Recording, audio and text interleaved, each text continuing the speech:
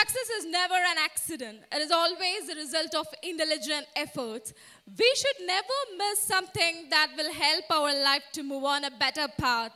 Moreover, we should never ever miss a person who always carries true guidelines for our life. Here we have Dr. G. Senthil Kumar, our chief guest, chairman of Helix Open School and Learning Center, who has come with a lot of inspiring words for us. Respected sir, we request you to address the gathering. திருமதி புஷ்பா இளவரசன் அம்மா அவர்களுக்கும், Ravindran correspondent, principals of various institutions, காலம் கருதி ஏன்னா இன்றைக்கி டே அப்படின்றது குழந்தைங்களுக்கு தான், அது எல்லாத்துக்கும் தெரியும். அவங்களோட பெர்ஃபார்மன்ஸ் தான் நீங்கள் பார்க்க வந்திருக்கீங்க. சில ஃபார்மாலிட்டிஸ் இந்த சீஃப் கெஸ்ட் அப்படின்ற ஒரு விஷயம்லாம் இருக்குது. எனக்கு கொடுத்த ஒரு சிறு துளி நேரத்தில் நான் முக்கியமாக சில விஷயங்கள் உங்கள் பெற்றோர்களிடம் பகிர்ந்துக்க விரும்புகிறேன். அதற்கு முன்னாடி குழந்தைங்களுக்கு வாழ்த்துக்கள். அவங்க செய்த சாதனையெல்லாம் நீங்கள் பார்த்துருப்பீங்க. டீச்சர்ஸ் பெஸ்ட் விஷஸ், சப்போர்ட் ஸ்டாஃபுக்கும் என் வாழ்த்துக்கள். இப்போ என்னோட துறை சார் சொன்ன மாதிரி ஏதோ ஒரு காரணத்தினால படிக்க முடியல அப்படின்ற குழந்தைங்களுக்காக கடந்த 24 வருடமாக நான் ஒரு சின்னதாக ஒரு ஆக்டிவிட்டி தான் செஞ்சிகிட்ருக்கேன். அதில் நான் பார்க்குறது, என்னோட துறை உளவியல் துறை, சைக்காலஜி, மேனேஜ்மெண்ட் அண்ட் சைக்காலஜி, இது ரெண்டு தான் என்னோடய துறை. அதில் பிஹெச்டி இன் சைக்காலஜி நான் பண்ணியிருக்கேன். மெடிக்கல் அண்ட் சைக்காட்ரின்னு சொல்லுவோம் நாங்கள். இதெல்லாம் நான் படிக்கும் பொழுது நிறையா பேருக்கு இந்த மாதிரி கோர்ஸ் எல்லாம் இருக்கா அப்படின்லாம் தெரியாது. ரெண்டாவது, எப்படி நீ 3rd குரூப் படிச்சுட்டு ஒரு பிஸ்னஸ் மேனேஜ்மெண்ட் பண்ணிவிட்டு அப்புறம் எப்படி நீங்கள் சயின்ஸ் குரூப்புக்கு வருவீங்கன்னா அன்றைக்கி காலகட்டத்தில் கேட்டது உண்டு. இப்போ சார் சொல்லி முடித்ததுலேருந்தே நான் ஆரம்பிக்கிறேன். நான் 3ஆக பிரிச்சுருக்கேன். ஒன்று primary children, secondary children and 3வது ஹையர் செகண்டரி சில்ட்ரன். ரொம்ப நேரம் பேசுவேன்னு நினைக்காதீங்க, எனக்கு குழந்தைங்க வெயிட் பண்ணிகிட்டு இருக்கிறது எனக்கு தெரியும். இந்த நேரத்தில் நான் சொல்ல விரும்புகிறது, சார் சொன்னது வந்து பார்த்திங்கன்னா எஸ்ஓஎஸ் அப்படின்னு சொல்லுவோம், ஸ்டேட்மெண்ட் ஆஃப் சக்ஸஸ்ன்னு சொல்லுவோம். இல்லைனா அதுக்கு பேர் வந்து எஸ்ஓபி, ஸ்டேட்மெண்ட் ஆஃப் பர்பஸ் அப்படின்னுவோம். ஏன்னா என்னோடய குழந்தைகள் 2 பேரையும் நான் படிக்க வைக்கும் பொழுது இந்த விஷயங்கள் எல்லாமே இப்போ தான் இருக்கா அப்படின்னு கேட்டிங்கன்னா இல்லை, இப்போ நம்மளுக்கு தெரிய வந்திருக்கு. இப்போ நான் வந்து டாடா கம்பெனி, உங்களுக்கு தெரியும் ரத்தன் டாட்டாவோட கம்பெனியில் எனக்கு அவர்கள் ஸ்பான்சர் செஞ்ச ஒரு ப்ரோக்ராமுக்கு எனக்கு ஒரு வாய்ப்பு கிடைச்சிச்சு, மென்டாராக கிடைச்சிச்சு. சோஷியல் ஆண்டர்ப்ரனர்ஷிப்பில் தமிழ்நாட்டிலேருந்து என்னை செலக்ட் பண்ணும் பொழுது எனக்கு கேட்கப்பட்ட கேள்விகள்லாம் என்னன்னு பார்த்தீங்கன்னா, நீங்கள் என்னெல்லாம் பண்ணியிருக்கீங்க, அதுவும் உங்கள் ஸ்கூல் டேஸ்லேருந்து என்னெல்லாம் பண்ணியிருக்கீங்கன்றது ஒரு வரையிட்டு சொல்ல வேண்டும். அப்போ நான் சொல்லும் பொழுது பார்த்தீங்கன்னா 5ஆவதுல நான் இம்ப்ரூவ்மெண்ட் ப்ரைஸ் அப்படின்னு ஒன்று வாங்கினேன். எல்லாருமே அதை எழுதுறதுக்கு கூச்சப்படுவாங்க. இம்ப்ரூவ்மெண்ட் ப்ரைஸ்னால் என்னென்னா, அதுக்கு முன்னாடி அந்த ஒரு பாடத்திட்டத்தில் நான் குறைவான மார்க் எடுத்திருப்பேன். அதுக்கு அடுத்த டேர்மில் அதில் நான் ஒரு 15 மார்க்கோ 20 மார்க் ஜாஸ்தி வாங்கினதுக்கு அன்னைக்கு எங்கள் ஸ்கூல் வந்து எனக்கு கொடுத்த ஒரு அங்கீகாரம் என்னென்னா, இந்த வருடம் இதில் நீ இம்ப்ரூவ் பண்ணியிருக்க அப்படின்ட்டு. தேங்க்ஸ் டு அந்த ஸ்கூல். அதை நான் வந்து நோட் பண்ணி அதில் எழுத ஆரம்பித்தேன். அங்கேருந்து தான் என் பயணத்தை நான் எழுத ஆரம்பித்தேன். அப்புறம் ஸ்கூலில் ஸ்போர்ட்ஸில் இருந்தது, இப்படியெல்லாம் அப்படியே மெதுவாக எழுதிட்டு வந்தப்போ அந்த இன்டர்வியூவில் அவங்க இப்போ கேட்டது இது ஒன்று தான், எப்படி இது எழுதணும்னு தோணுச்சுன்னு கேட்டாங்க. அப்போ நான் சொன்னது என்னென்னா, உளவியல் ரீதியாக நாங்கள் என்ன சொல்கிறோம் அப்படின்னா, குழந்தைங்க பிறந்ததுலேருந்து நீங்கள் அவங்கள ரசித்து பார்க்குறீங்க. எனக்கு தெரிந்து 5 வருடம் வரைக்கும் அந்த குழந்தைங்களை ரசிக்கிற மாதிரி அதன் பின்பு என்றைக்கும் ரசிப்பதில்லை. அதுதான் ஒரு வருத்தம். அந்த 5 வயசு வரைக்கும் அந்த குழந்தை என்ன செஞ்சாலும் ரசிப்போம், அதை வேற எல்லாத்துக்கும் சொல்லுவோம். ஆனால் ஒரு 6 வயசு 7 வயசு வந்ததுக்கப்புறம் பார்த்தீங்கன்னா எல்லாம் குறைகளாக கண்டுபிடிக்கப்படும். அதனாலேயே என்னமோ தெரில, குழந்தைங்க அவங்கக்கிட்ட இருக்க திறமை கூட பாதி காணா போயிடுது. எப்போன்னா 10வது வரத்துக்குள்ளே. இது நான் மட்டும் சொல்லலை, நான் 25 வருஷமாக பார்த்துக்கிட்டு இருக்கேன்.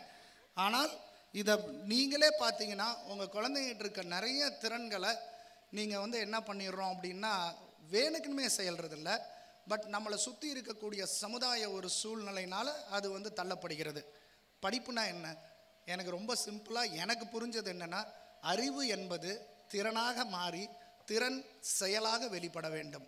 The knowledge should transform into skill and the skill should issues into action. அப்போ 3ஆக பார்க்குறோம், அறிவு, திறமை, மனோபாவம். இந்த மூணுமே ஒரு குழந்தைங்களுக்கு நல்ல முறையில் வந்தால் மட்டும்தான் அவங்க மார்க் எடுத்தாங்களா என்னன்றது இல்லை, பட் இது மூணுலேயும் அவங்க திறனாக இருக்கணும், உள்ள நல்ல அறிவு சார்ந்தவர்களாக இருக்கணும். நல்ல அறிவு சார்ந்தது எப்படி வரும்னு நாங்கள் உளவியல் துறையில் பார்க்குறோம் அப்படின்னா, குழந்தைங்களுக்கு ELPSன்னு சொல்லுவோம். இது வந்து ரொம்ப முக்கியமாக பாருங்கள். பர்டிகுலராக ப்ரைமரி ஸ்கூல் பேரண்ட்ஸ் இதை பார்க்கணும். நீங்கள் கேஜியிலேருந்து 5வது வரைக்கும் உங்கள் குழந்தைங்க இருக்காங்கன்னா நீங்கள் யோசிக்க வேண்டியது இதுதான். முதல்ல குழந்தைக்கு என்ன வரும்னா எக்ஸ்பீரியன்ஸ் கொடுக்கணும். அதுதான் எக்ஸ்பீரியன்ஸ் எவ்வளோக்கு எவ்வளோ தூரம் நீங்கள் கொடுக்குறீங்களோ லாங்குவேஜ் அவ்வளோக்கு அவ்வளோ தூரம் டெவலப் ஆகும். நீங்கள் நல்லா பாருங்கள், 3.5 வயசு வரைக்கும் குழந்தைங்க உங்ககிட்ட தான் இருக்குது.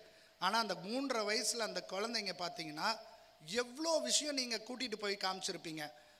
இங்கே இருக்க பார்க்குக்கு கூப்பிட்டு போயிருப்பீங்க, சினிமாவுக்கு கூப்பிட்டு போயிருப்பீங்க, கோயிலுக்கு கூப்பிட்டு போயிருப்பீங்க, சொந்தக்காரங்க வீட்டுக்கு கூப்பிட்டு போயிருப்பீங்க. அப்போ அந்த காமிக்கும் பொழுது அந்த குழந்தைங்களுக்கு என்ன கொடுக்குறீங்கன்னா எக்ஸ்பீரியன்ஸ் கொடுக்க அந்த குழந்தைங்களோட மொழித்திறன் ஜாஸ்தி ஆகுது.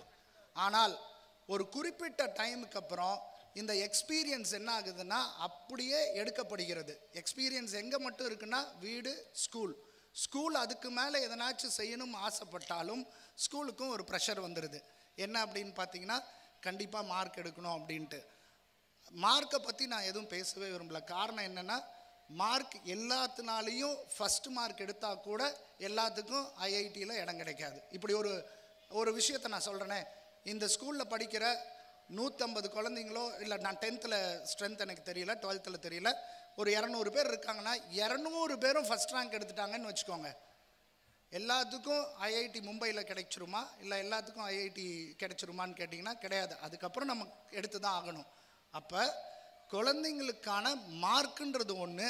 அதனால தான் சொன்னேன், அறிவு தாண்டி சில விஷயங்கள் திறனில் இருக்குது. அந்த திறன் அப்படின்னும் பொழுது நாங்கள் 4 எகைன் பிரிக்கிறோம். என்னது? பர்சனல் ஸ்கில் அப்படின்னு சொல்கிறோம், டிரான்ஸ்ஃபரபிள் ஸ்கில்ஸ்ன்னு சொல்கிறோம், ஃபங்க்ஷனல் ஸ்கில்ஸ், அதுக்கப்புறம் பார்த்திங்கன்னா டெக்னிக்கல் ஸ்கில்.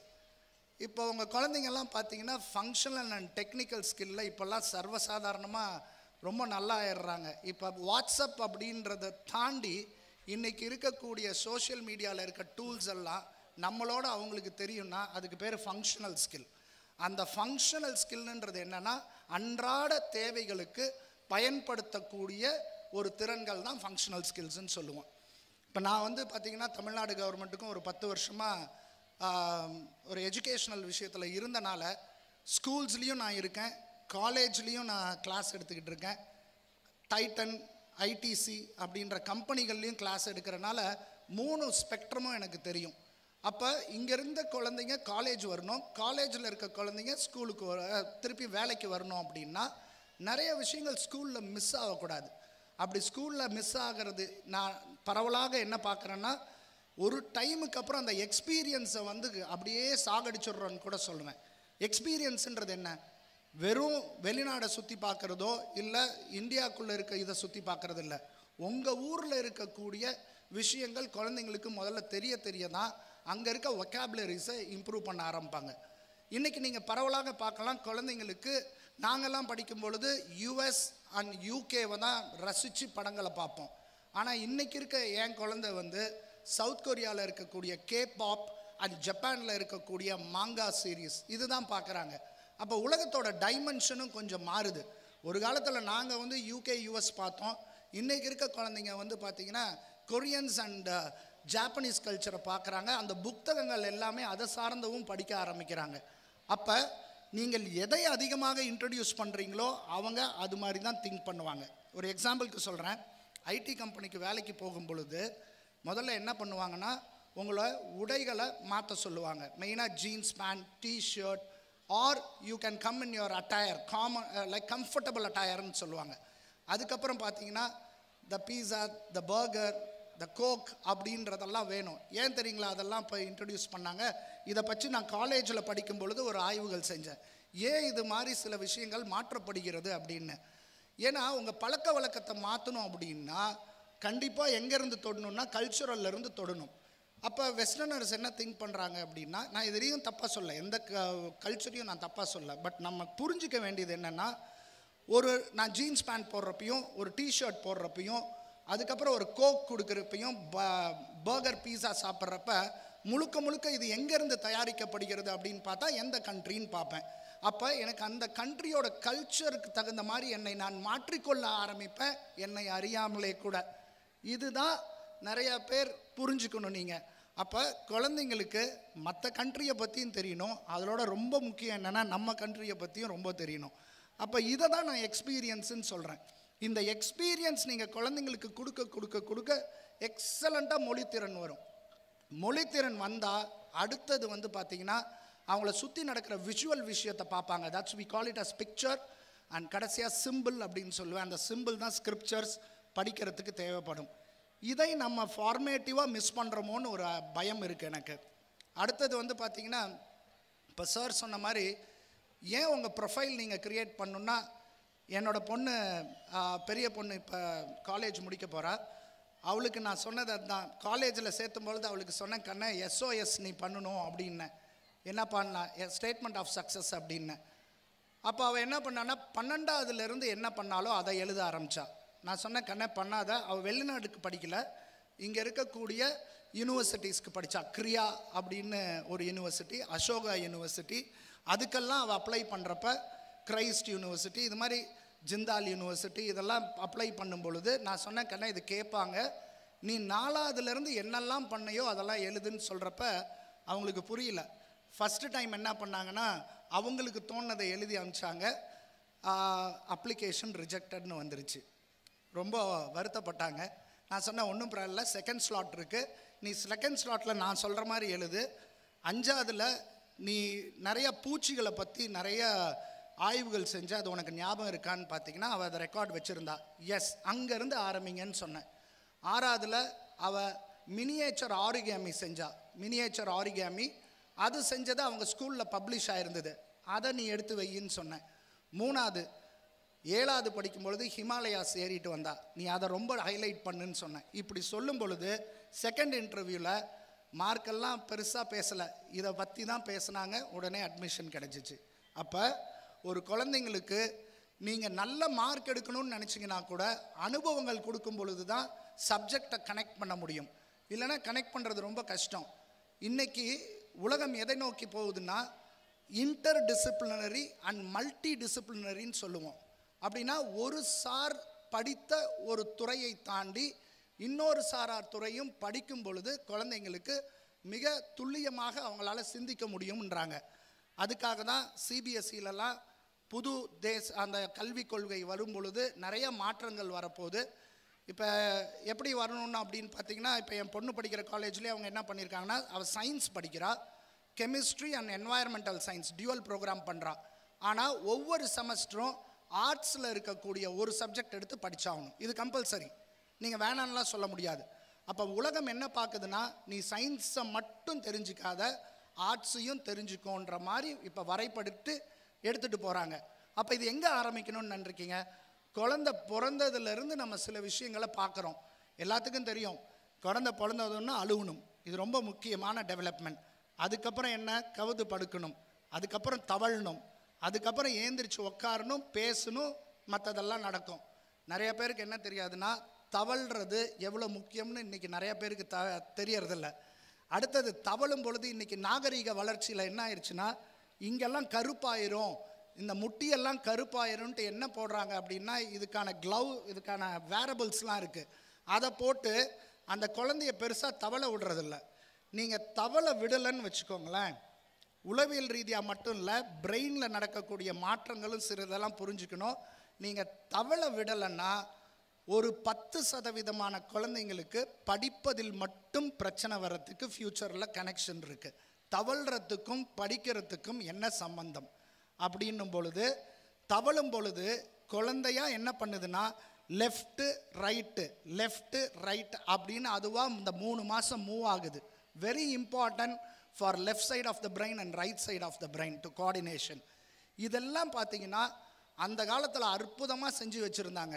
ஆனால் இன்றைக்கி என்னென்னா, நம்ம ரொம்ப வளர்ந்துட்டோமா, ரொம்ப புத்திசாலி அப்படின்னு நம்ம நினச்சிக்கிட்டு பழைய காலத்தில் செய்த சில விஷயங்களை நம்ம அப்படியே தவிர்க்கிறனால தான் இன்றைக்கி நிறையா குழந்தைங்களுக்கு இந்த படிக்கிறதுலன்றது ஒரு சிரமங்கள்லாம் பார்க்குறோம். சார் சொன்னார், கோவிடுக்கு பின் நிறைய சேலஞ்சஸ் இருக்குன்னு. இதுக்கு எனக்கு இன்னைக்கு இது 107வது மேடை, 107வது ஸ்கூல் நான் இந்த வருஷத்தில் நான் விசிட் பண்ணியிருக்கிறது. ஒன்று ட்ரைனிங்காக, இல்லை இந்த மாதிரி சீஃப் கெஸ்ட்டாக வந்திருக்கேன். அதில் நான் பேரண்ட்ஸுக்கு சொல்கிறது ஒன்று தான், கோவிடுக்கு முன் அப்படின்றது வேற, கோவிடுக்கு பின் அப்படின்றது நீங்கள் தெரியணும். யூனிசெஃப் 2015 யூனிசெஃப் ஒரு ரிப்போர்ட் சப்மிட் பண்ணுறாங்க. என்ன அப்படின்னா, குழந்தைங்க 3 மாதம் ஸ்கூலுக்கு போகலைன்னா, வெறும் 3 மாதம் ஸ்கூலுக்கு போகலைன்னா அந்த குழந்தைங்களுக்கு என்ன மாதிரி சிரமங்கள் ஏற்படும் அப்படின்னு ஒரு ஆய்வுகள் செஞ்சு ஒரு ரிப்போர்ட் கொடுக்குது. அதில் அழகாக ஒரு விஷயத்தை சொல்கிறாங்க. ஒரு குழந்தை ஏதோ ஒரு காரணத்துக்காக பள்ளிக்கு 3 மாதம் போகவில்லை என்றால் அது விடுபட்ட பாடத்தை மீண்டும் படிப்பதற்கு 9 மாதங்கள் தேவை. 9 மாதம் தேவை.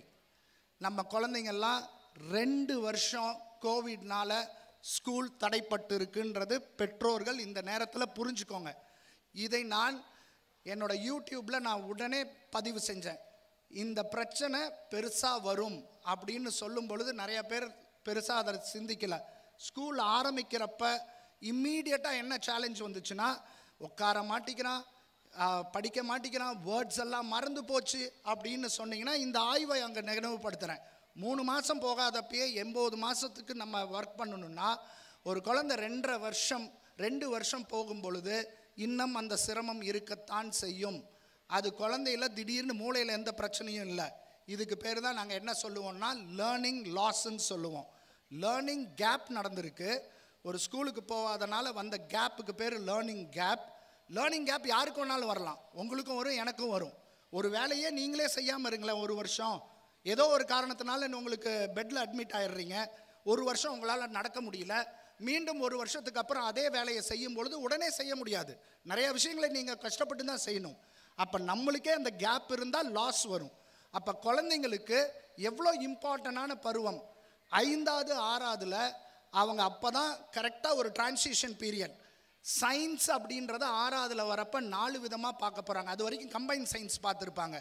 அப்போ ஒரு 6வதுலேயோ 7வதுலேயோ ஒரு குழந்தை கோவிடில் மிஸ் பண்ணும் பொழுது இந்த பேசிக் ஃபண்டமெண்டல்ஸில் குழந்தைக்கு கொஞ்சம் சிரமம் இருக்கிறதுக்கு வாய்ப்பு இருக்குது. எல்லா குழந்தைங்களுக்கும் இல்லை, சில குழந்தைங்களுக்கு இருக்கும். சரி, இதுதான் அப்படி நடந்திருக்கு அப்படின்னு பார்த்தீங்கன்னா, அந்த வருடம் 2020லையும் 2021லையும் அண்ணா யூனிவர்சிட்டியில் செலக்ட் ஆன இன்ஜினியரிங்க்கு போன பசங்களில் 61% குழந்தைங்க மேக்ஸில் ஃபெயில். அப்போனா என்ன, அண்ணா யூனிவர்சிட்டிக்கு யார் போயிருப்பா? நல்லா படித்த பசங்களும் நல்ல மார்க் வாங்கின பசங்களும் தான் போயிருப்பாங்க. இருந்தாலும் அவங்களும் அந்த இடத்துல போகிறப்போ ஒரு சிரமப்பட்டு தான் திருப்பியும் வந்திருக்காங்க. அப்போ நீங்கள் என்ன புரிஞ்சுக்கணுன்னா, கோவிட் அப்படின்றதுக்கு அப்புறம் நடந்த ஒரு விஷயத்தை தாண்டி நம்ம இப்போ தான் 1.5 வருஷம் வந்திருக்கோம். 1.5 வருஷம் தான் வந்திருக்கோம். இந்த 1.5 வருஷத்தில் குழந்தைங்க எவ்வளோ தூரம் அவங்கள மாற்றிக்கிட்டு திருப்பியும் அவங்க ஸ்கூலுக்கும் அட்ஜஸ்ட் பண்ணி வீட்டுக்கும் அட்ஜஸ்ட் பண்ணியிருக்காங்கன்றது உங்களுக்கு தெரியாது. நீங்கள் வேணால் சொல்லலாம், அவங்க என்ன கோவிடில் ஜாலியாக தாங்க இருந்தாங்கன்னு சொல்லலாம். கிடையாது. அவங்க கோவிடில் நிறைய விஷயங்கள் அவங்க பழக்க வழக்கம் மாறிவிட்டது. பாதி பசங்க ட்ரெஸ்ஸே போடல கீழே. அது உங்களுக்கு தெரியும் எப்படி அட்டன் பண்ணாங்கன்ட்டு. பரவாயில்ல, ஏன்னா மேலே மட்டும் ட்ரெஸ் போட்டு ஆன்லைனில் உட்காந்துருந்தாங்க. இது பசங்க மட்டும் கிடையாது, நிறையா பெரியவங்களே அதுதான் செஞ்சாங்க. லுங்கி கட்டிக்கிட்டு வந்ததெல்லாம், ஃபோட்டோ வந்ததெல்லாம் நாங்கள் பார்த்துருக்கோம். அப்போ ஒரு குழந்தை ஒரு ஸ்கூலுக்கு வரும்பொழுது கரெக்டாக அந்த டைமுக்கு வந்திருக்கோம், சேரில் உட்காந்துருக்கோம், பாடத்திட்டத்தை எடுத்திருப்பாங்க, படிச்சிருப்பாங்க, எழுதியிருப்பாங்க. ஆனால் 2 வருடம் ஒரு குழந்தை வந்து பார்த்திங்கன்னா படித்ததே எங்கன்னு பார்த்தீங்கன்னா பெட்ரூமில் தான், சாப்பிட்டது எங்கே பெட்ரூமில் தான், பாதி நேரம் பெட்ரூமில் தான் ஓடுனுச்சு. இது எல்லா பேரண்ட்ஸ்க்கும் தெரியும், நீங்கள் இல்லைன்னா மறுக்க முடியாது. யாருமே உட்காரல. அப்போ திடீர்னு ஒரு குழந்தை வந்து ஸ்கூலுக்கு வரும்பொழுது இந்த மாற்றங்களை நாம் ஏற்றுக்கொள்ளவில்லை. நம்ம என்ன நினச்சிட்டோம், ஸ்கூல் திறந்துருச்சு, பையன் நல்லா படிச்சிடணும் அப்படின்ட்டு. கிடையாது. நல்லா புரிஞ்சுக்கோங்க, பழக்க வழக்க மாற்றம் என்பது திருப்பியும் மீண்டும் கொண்டு வருவதற்கு ஒரு டைம் கொடுக்கணும். அப்போ இது வந்து வெறும் சின்ன குழந்தை, சில குழந்தைங்களாம் எல்கேஜி யூகேஜி இல்லாமல் ஃபஸ்ட் ஸ்டாண்டர்ட் வந்தாங்க. அப்படியே நீங்கள் பார்க்கலாம். இதெல்லாமே காலேஜில், நான் சேலத்தில் இருக்க ஒரு காலேஜ்க்கு ப்ரொஃபஸராக இருக்கனால அந்த குழந்தைங்கிட்ட அந்த பசங்ககிட்ட நான் எவ்வளோ ஸ்ட்ரகிள் பார்த்தேன். நான் பாட்டுக்கு ஆன்லைனில் கிளாஸ் எடுத்துக்கிட்டு இருப்பேன், திருப்பி ஆஃப்லைனில் வரப்போ அப்படியே பார்ப்பாங்க, சார் இந்த கிளாஸ் தான் நீங்கள் எடுத்தீங்களா, எங்களுக்கு ஒன்றுமே புரியல அப்படின்வாங்க. ஏன்னா அவங்களும் அந்த டிரான்சிஷனில் நிறையா விஷயத்தை மறந்துட்டு தான் வந்திருக்காங்க. அப்போ நீங்கள் நான் சொன்ன 3 விஷயத்தை ஞாபகம் வச்சுக்கோங்க. அறிவு என்பது திறனாக மாற வேண்டும். இப்போ வெறும் அறிவு மட்டும் இருந்து எந்த பிரயோஜனமும் இல்லை. அறிவுன்றது இப்போ எப்படி தெரியுமா இருக்குது, யோசித்து சொல்கிறது இல்லை, மனப்பாடமாக நீங்கள் பார்த்துட்டீங்க அப்படின்னா அது திறனாக மாறலை, வெறும் மெமரியாக நிற்கிது. அது நல்லா பிடிச்சிக்கோங்க. நிறையா குழந்தைங்களுக்கு மெமரி ஸ்கில் இருக்கலாம், மார்க்கில் வாங்கிடலாம். பட் ப்ராக்டிக்கல் அனுபவம் சில குழந்தைங்களுக்கு இருக்கும், மார்க் வாங்க தெரியாது. நிறையா பேரண்ட்ஸ் வரப்போ சொல்லுவாங்க, சார் வீட்டில் அவ்வளோ தூரம் சொல்லி கொடுத்தேன் சார், என் முன்னாடி எல்லாம் எழுதுனாங்க, ஆனால் ஸ்கூலில் போய் அப்படியே பிளாங்காக விட்டுட்டு வராங்க. இதெல்லாம் புரிஞ்சுக்கணும் நீங்கள் குழந்தைங்களுக்கு என்ன அப்படின்றது. அதனால் இந்த 1 to 5 ஒரு ப்ரைம் ஏஜ். அதுக்கப்புறம் 5 to 10ன்றது ரொம்ப கிரிட்டிக்கலான ஒரு விஷயம். அங்கே தான் குழந்தைங்க அடுத்த அனுபவத்துக்கு போகிறாங்க. செகண்டரிக்கு வரும்பொழுது அவங்களுக்கு உடல்நிலை மாற்றங்கள் ஏற்படுது. இந்த இடத்துல தயவு செஞ்சு அப்பாக்களுக்கெல்லாம் ஒரு முக்கியமான ஒரு விஷயம், பெண்களை பெற்றிருந்தீங்கன்னா, ஏன்னா எனக்கு 2 பொண்ணுங்க, அதனால் நானே என் பொண்ணுங்களுக்கு எதை பற்றி தெரியணும்னா, மென்சுரல் சைக்கிள்னால் என்னன்னு தெரியணும், அவங்களுக்கு அந்த மென்சஸ் வரும்பொழுது அவங்களுக்கு என்ன உடல் வலி வரும், முதுகு வலி என்ன வரும், இதெல்லாம் எனக்கும் தெரியணும். அப்போ மூட் ஸ்விங் என்ன வரும் குழந்தைங்களுக்கு அது தெரியணும். அதெல்லாம் தெரியாமல் நம்ம திருப்பி திருப்பி படின்னு சொல்கிறனால அந்த குழந்தைங்களுக்கு உளவியல் ரீதியான சில பிரச்சனைகளை நம்ம கொண்டு வரோம். அதனால் வெறும் உளவியல் ரீதியை பார்க்காம, உணர்வு ரீதியான விஷயத்தை பார்க்காம, வெறும் படிப்பு அப்படின்னா குழந்தைக்கு உளவியல் தான் ஃபஸ்ட்டு வருது, பழக்க வழக்கங்கள் வருது, அது பின்பு தான் படிப்பு அப்படின்றது சேர்ந்து வருது. முக்கால்வாசி நேரம் உளவியல் ரீதியாக பாருங்கன்றது தான் என்னோட ரிக்வெஸ்ட். குழந்தைங்களோட உணர்வுகள் வெளிப்படுத்த தெரிகிறதா, அந்த வெளிப்படுத்துகிற உணர்வை உங்களால் புரிந்து கொள்ள முடிகிறதா, இது பண்ண தெரில அப்படின்னா நாளைக்கு நான் எவ்வளோ தான் படிச்சிருந்தாலும் இன்டர்வியூவில் போய் என்னால் எதுவும் பெர்ஃபார்ம் பண்ண முடியாது. நிறைய பேர் நல்ல மார்க் வாங்குறாங்க, ஆனால் என்ன பண்ண முடியல, அப்ராப்ரியேட்டான உணர்வை வெளிப்படுத்த தெரியல. இது எங்கே சொல்லித்தர முடியும்? சின்ன வயசுலேருந்து இது சொல்லித்தரணும். திடீர்னு 12ஆவதுல நீ நல்லா பேசு, நீ உன் உணர்வை வெளியே காமி இப்படின்லாம் சொன்னால் அது ஒன்றும் ரோபோ இல்லை, டக்கு டக்குன்னு மாறுறதுக்கு. அதனால் அறிவு என்பது திறனாக மாறணும், திறன் செயலாக வெளிப்படணும். செயலாக வெளிப்படணும்னா என்ன, நீங்கள் அதுக்கு வாய்ப்புகள் தரணும். சில குழந்தைங்க உடச்சி போட்டு எல்லாத்தையும் பூட்டுவாங்க, ஆனால் ஃபிசிக்ஸ் தெரியாது, ஆனால் கெமிஸ்ட்ரி தெரியாது. ஆனால் அவனுக்கு என்ன தெரியும்னா எப்படி உடைக்கணும் எப்படி பூட்டணும்னு தெரியும். அது ஒரு பிரம்மாண்டமான ஒரு நுண்ணறிவு திறன் அப்படின்னு சொல்லுவோம். அந்த நுண்ணறிவு திறன், இன்டெலிஜென்ஸுன்றதை தமிழில் நுண்ணறிவு திறன் சொல்லுவோம். அந்த நுண்ணறிவு திறனை வெறும் மார்க்கில் மட்டும் பார்த்துறாதீங்க, ஏன்னா உலகம் மாறிக்கிட்டு இருக்கு. சார் சொன்ன மாதிரி வெறும் வெளிநாடுகள்லாம் பார்க்கறது இல்லை. இன்றைக்கி எந்த ஒரு காலேஜுக்கு நீங்கள் தமிழ்நாட்டுக்குள்ளே இல்லை வெளியே போகணுன்னா கண்டிப்பாக இதெல்லாம் அவங்க கேட்பாங்க. இதை சார்ந்து தான் உங்கள் குழந்தைங்களுக்கு என்ன கொடுப்பாங்கன்னா அட்மிஷன்ஸே கொடுப்பாங்க. அதனால் ஒரு குழந்தைக்கு ஓவரால் டெவலப்மெண்ட் தான் தேவையொழிய மற்றபடி எந்த குழந்தைங்க மார்க் எடுக்கிறாங்களோ அவங்க எடுக்கட்டும். எந்த குழந்தைங்களுக்கு மார்க் கம்மியாக வருதோ அவங்களோட மற்ற திறன்களை பாருங்கள். அந்த மற்ற திறன்கள் வளர்த்தும் போது மல்டி டேலண்டடாக வெளியே வருவாங்கன்றதை சொல்லிவிட்டு, ஏன்னா குழந்தைங்கள்லாம் ரொம்ப நேரம் ஆர்வமாக இருப்பாங்க. மீண்டும் ஒரு சந்தர்ப்பம் கிடைக்கும் பொழுது உளவியல் ரீதியாக இருக்கக்கூடிய சின்ன சின்ன விஷயங்களை நீங்கள் எப்படி தெரிந்து கொள்ள வேண்டும் என்பதை பகிர்ந்துக்க பார்க்குறேன். எல்லா பேரண்ட்டுக்கும் வாழ்த்துக்கள். ஏன்னா நீங்கள் விருப்பப்படுறனால தான் உங்கள் குழந்தைங்க படிக்கிறாங்க. நீங்கள் எவ்வளோ திட்டினாலும் அவங்க கேட்டுக்கிறாங்க. ஆனால் திட்டாமல் எப்படி அவங்கக்கிட்ட உட்காந்து பேசணுன்றதை முதல்ல நீங்கள் கற்றுக்கோங்க. இன்னொன்று புரிஞ்சுக்கோங்க, எல்லாத்துக்கும் ஷார்ட்ஸ் அண்ட் ரீல்ஸ் மாதிரி டைம் கம்மியாயிருச்சு. அப்போ குழந்தைங்களே என்ன எதிர்பார்க்குறாங்கன்னா உங்ககிட்டையும் ஷார்ட்ஸ் அண்ட் ரீல்ஸ் தான் எதிர்பார்க்குறாங்க. நீங்கள் உட்காந்து 10 மணி நேரம் அவங்கக்கிட்ட பேசிக்கிட்டு இருந்தீங்கன்னா அவங்களுக்கு ஆட்டோமேட்டிக்காக இங்கே ஆஃப் ஆயிரும். ஸோ அதனால் இந்த விஷயங்கள்லாம் உளவியல் ரீதியாக தெரிந்து கொள்ளும் பொழுது உங்கள் குழந்தைகளிடம் நீங்கள் எப்படி பழகுவீங்கன்னு தெரியும். மேனேஜ்மெண்ட்டுக்கு வாழ்த்துக்கள், principal all the best and teachers well done, students excellent work and பெற்றோர்களுக்கு வாழ்த்துக்கள். நன்றி.